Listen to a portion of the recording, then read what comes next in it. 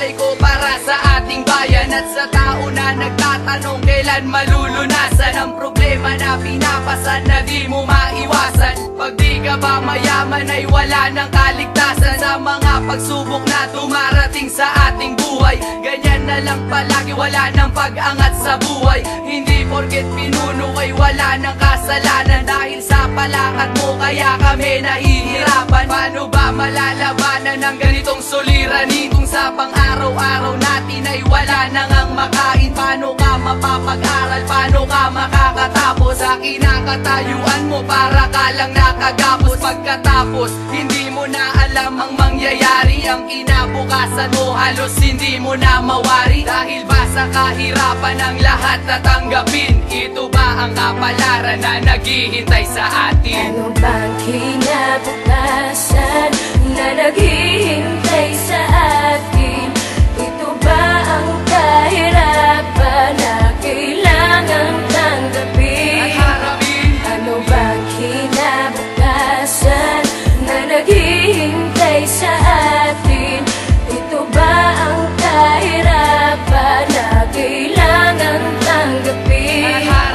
Kahirapan, kailan ba to malulunasan? Sakit ng ating bayan nating nababayaan. Maraming mga tao lunod sa kayamanan. Bakit ang kahirapan di natin kayang labanan? At ang buhay sa lansangan ng mga batang napabayaan dahil sa sitwasyon hindi natin maalagaan. Bakit ba ang pinuno ay walang magawa? Kasi pinapairal, puro na lamang salita. Kay rami sanang pagbabago sa ating bansa. Kung maayos lamang nakaupo sa pwesto at nasaan ang sinasabi na ating batas. Kung kahirapan man lang ay hindi malutas. Tanggap ko na ang kahirapan, tanggap ko na ang kabiguan. Ito pang kahirapan na aking nilalarawan. Ito na ba ang kapalaran na sa'king naghihintay? Ito na ba ang kahirapan na sa'king nakaantabay? Ano bang kinabukasan na naghihintay sa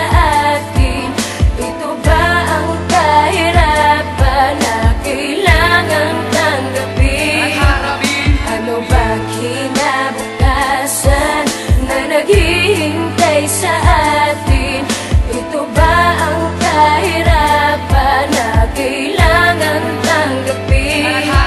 Mga kabiguan sa buhay di na ba magwawakas? Kalungkutan na sinapit sa mukha nakabakas. At maging pati sa isip di mo na tumaalis. Wala ka nang magagawa, kailangan na lang na magtiis. Ang dahil lang sa kahirapan ng landas ay naligaw. May nalulong na nga sa bisyo, may natuto pang magnakaw. Masamang kasawian kaya ako'y nakahigaw. Hanggang kailan magtitiis, hindi na ba tumatatapos? Nasaan na ang pinuno, di ba dapat siyang kumilos? Ng problema ay matapos para tayo'y makaraos. Mangyayari pa ba ang ninanais mong pangarap? Kung tinatamasa mo ngayon ay puro paghihirap. Kailan mo mararanasan buhay na maluwalhati? Binabalot pagkatao, puro na lang bighati. Maraming taong umaasa na sistema ay mabago. Mga pangako ng pinuno, tila lahat ay napako. Ano bang kinabukasan na naghihintay sa atin? Ito ba ang kahirapan na kailangang tanggapin?